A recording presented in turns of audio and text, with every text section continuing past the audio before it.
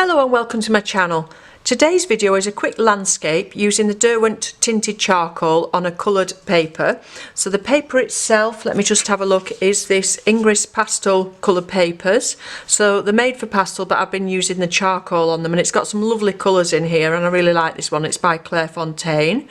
And the Derwent tinted charcoals within these lovely landscapey colours that lend themselves to doing things like this. So I just worked, I'll just show you here, from a very quick snap that I took on my phone. This was actually off Helvellyn, sat on Striding Edge looking outwards. So you've got the tarn in the bottom there and the view in the distance. And the good thing about the Derwent charcoal, or any charcoal, is the fact that you've got that variety between having nice soft edges and having some hard sharp lines. So you've got a lot of contrast in your picture, because any artwork that we do needs contrast, whether that's contrasting colours or tones or line and style. So getting some nice soft areas combined with some nice linear areas makes the whole thing a little bit more interesting. So what I tend to do is do the softer areas first, put something there to work onto, a little bit of form with some of the shadows. It was quite difficult with this because it wasn't a very clear snap on the small size on the phone. Some of these are shadows from clouds and some of these are shadows from the mountain itself, so it's a bit difficult deciding where the undulations in the actual ground were.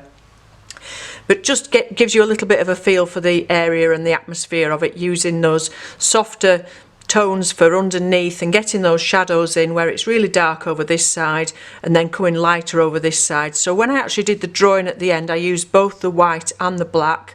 Normally in my own work, I will put you a couple of pictures of my own work at the end, some of the things I've been working on this summer. I tend to do the drawing at the end just using black, and I occasionally add a little bit of chalk if I need a highlight, but I thought with this being in full sun like this, it looked quite nice with the white lines on, and it gives it a little bit more interest. So it's difficult when you don't have a full range of colours and you just want to stick to using one media and you've worked with the colours that you've got, because obviously I've not got the nice blues there in the sky that we've got here, so it would have been a completely different picture had we done it on a watercolour paper, and we could have put some watercolour on for the sky, etc. But I quite like it on that mid-tone. Just looking at those tones, getting those shadows in, and one or two lines to get some form in at the end. And you'll see I work very, very quickly. I will speed the film up and put some music onto it as I do it, but I did work pretty quickly, and you'll see I hold the pencils very, very loosely and try not to be over fussy and try and keep it loose. Particularly when I'm doing the drawing, you'll notice I hold my pencils up here somewhere, and that means you get these nice wiggly lines, a bit of variety in your line, and it makes it that little bit more interesting. When I did do the blending, I use a paper stump, and you can just keep cleaning that off. If it gets very dirty and you want to clean it off, use a little bit of sandpaper on it. That's the easiest way. So don't over blend, just use that sparingly and keep some of those sharp edges as well to, like I say, keep those contrasts. So I hope you find this useful. I hope you like it. If you've got the Derwent tinted charcoal, have a play with them. They're really good for landscapes. They really lend themselves to landscapes. So let me know what you think in the comments below if you've got these charcoals and you like using them yourself. And in the meantime, enjoy your painting and drawing, and I'll be back again with you soon with more tutorials and demonstrations. Enjoy the rest of the video, and bye for now.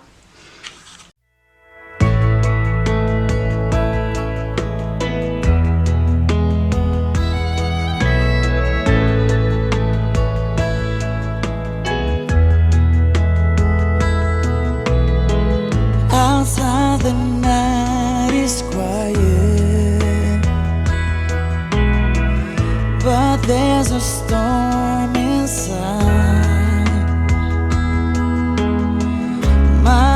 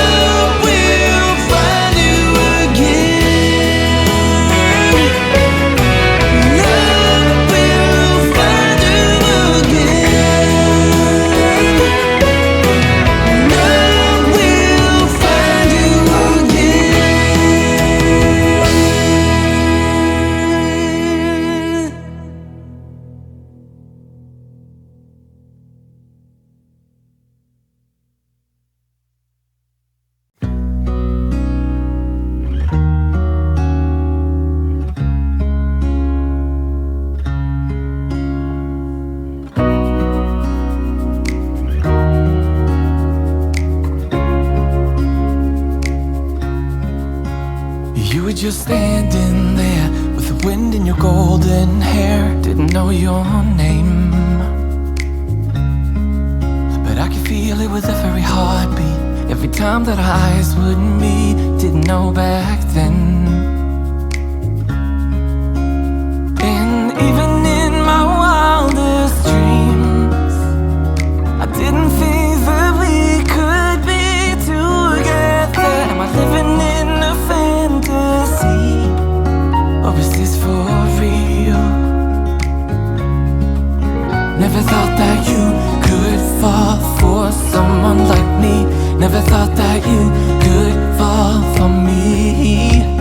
Never thought that you could fall for someone like me. Never thought that you could fall for me. For someone like me. For someone like me. For someone like me. For someone like me. I don't know what you see in me. I'm not good for you, can't you see that I will drag you down? Here at the bottom, I hope that you finally see I'm not good enough. And even in my wildest dreams, I didn't think that we could be together. Am I living in a fantasy, or is this for real? Never thought that you could fall for someone like me. Never thought that you could fall for me. Never thought that you could fall for someone like me.